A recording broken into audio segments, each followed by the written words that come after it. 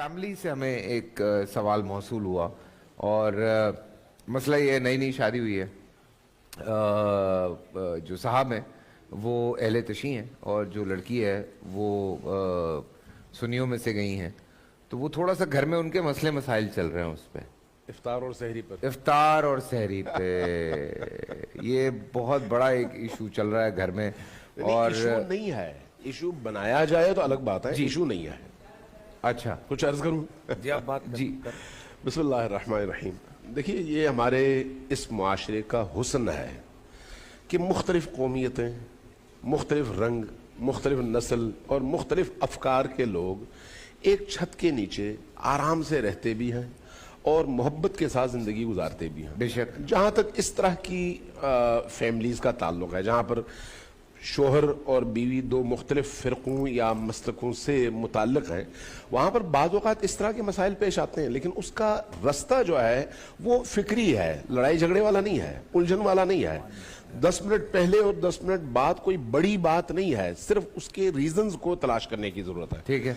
अब ये देखें, अहले तशय्यो में आम तौर पर जो इसमें टीवी के उस पे स्क्रीन पे चल रहा होता है कि 10 मिनट देर से या 10 मिनट पहले, सहरी 10 मिनट पहले और इफ्तार 10 मिनट बाद, इसकी जो बुनियाद है पीछे वो है सिर्फ एहतियात कि कहीं ऐसा ना हो कि वक्त दाखिल होने से पहले मैं इफ्तार कर जाऊं, कहीं ऐसा ना हो कि वक्त दाखिल होने तक मैं खाता रहूं। इसलिए एहतियात यह है कि आप कुछ देर पहले खाने से हाथ खींच लें सहरी में, और इफ्तार में कुछ देर बाद तक आप अपना इफ्तार डिले कर लें, ताकि आपको यकीन हो जाए कि हाँ इफ्तार का टाइम हो गया है। अब ये एक नुक्ता है। अब इसका पीछे जो फिक़ही मसला है वो मैं अर्ज करूं कि इफ्तार में हमारे यहाँ जो रिवायात आई हैं अहलुल बैत अलैहिमुस्सलातु वस्सलाम से भी और सहाबा कराम से भी, उन रिवायात में जो हमें बताया गया है वो ये है कि खुद नबी करीम सल्लल्लाहु अलैहि वसल्लम अजान के बाद पहले नमाज पढ़ते थे और उसके बाद आकर फिर इफ्तार फरमाया करते थे। यानी इफ्तार नबी करीम की जो सीरत हम तक पहुंची है उसमें अजान के बाद है, नमाज के बाद है, अंधेरा छाने के बाद है, तो उस पर हम ज्यादा तवज्जो करते हैं और उस पर अमल करते हैं। अब मैं इस हवाले से देख रहा था कि क्या खुद अहले सुन्नत के यहाँ भी ऐसी रिवायात हैं, तो वो मैं लिख के लाया हूं, मैं आपको बताता हूँ।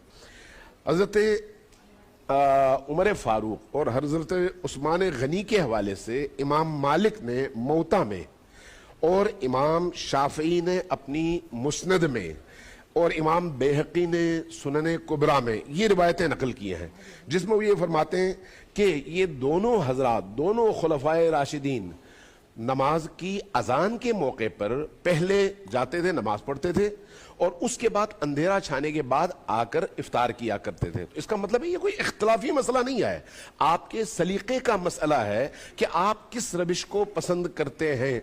हम जो लोग एहतियात न करना चाहें उनकी मर्जी। बिल्कुल, आइए जरा।